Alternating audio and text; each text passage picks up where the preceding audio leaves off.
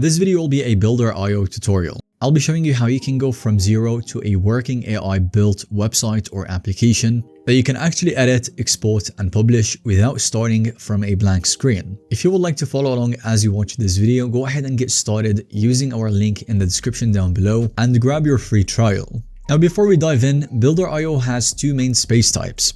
The Fusion is where the AI code generation plus visual editing for building applications and UI, and it can connect to a repo. The second one is the Publish, which is basically the headless CMS plus visual editor for content and pages on an existing site. If you are building an application from scratch, go ahead and choose Fusion. If you already have a site and you want a visual CMS or page builder, then that's when you choose Publish. Now after you click on the link in the description down below, you want to sign up with your Google account, GitHub, or email. Once you're inside, Builder will ask you to pick a space type. Once again, you want to pick Fusion. A quick tip I would give you is that if you ever need another space later, you can create more spaces inside your org settings. Now in Fusion, you can create a brand new application from a prompt. The flow is basically you go to the projects, type your prompt, hit enter, and then Builder will generate the application and opens the visual editor. I highly recommend starting with a high quality prompt so that you can get a strong demo build and the edits will later on be light. So let's say for example we are building a habit tracker. This is the prompt that I would use. Once it finishes, you want to do a fast check like a real user. Does the dashboard load? Do buttons do something reasonable? Can you add a habit into your tracker? For example, dark mode, does it toggle correctly? Do the pages link properly? Even if everything is not perfect, that's okay. It's all about how fast you can iterate. Also, occasionally, the builder will pause and ask you something just to make sure all of the details are right and then ask you if it should continue building it. Just keep that in mind, as especially on larger projects, the big prompt can take multiple passes.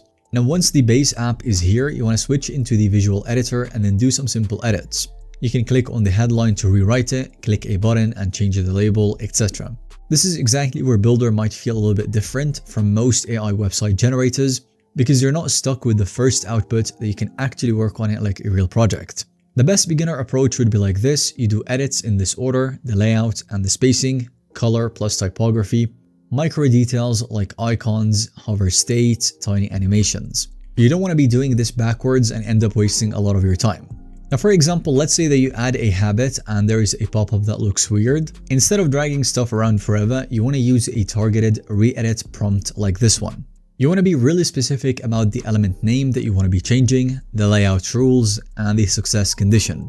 If the AI changes something that you did not want, like removing a calendar or something like that, you just tell it. You build, test, re-edit, and then repeat the process. Now keep in mind that Fusion is designed to work with real code workflows, so you can connect a GitHub or a Git provider and have Builder work directly with your project.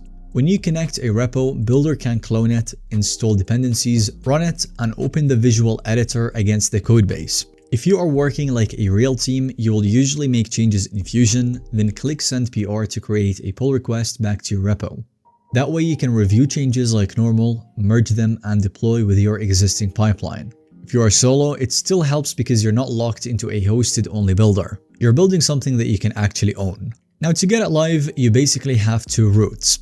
The first option is to deploy through Netlify integration. So Builder has a Netlify workflow in Fusion where you connect Netlify and deploy by prompting the agent. The second option is to deploy normally from your repo. So if your code is in GitHub, you can deploy it like any other application.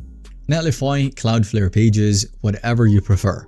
Either way, the main point is Builder is not just generate a preview link, it's designed to plug into real deployment. Now of course, Builder uses agent credits for AI work, as credits are basically a usage meter for the AI operations, and they are tied to how many tokens are processed and generated. On the free Fusion plan, you will typically see a monthly credit amount and a daily cap. These are the current limits. They are enough to experiment and build a demo project. But for paid plans, pricing and limits can change all the time, but Pro will add more seats and higher usage limits, and Builder's pricing page lists per seat pricing based on monthly versus annual pay.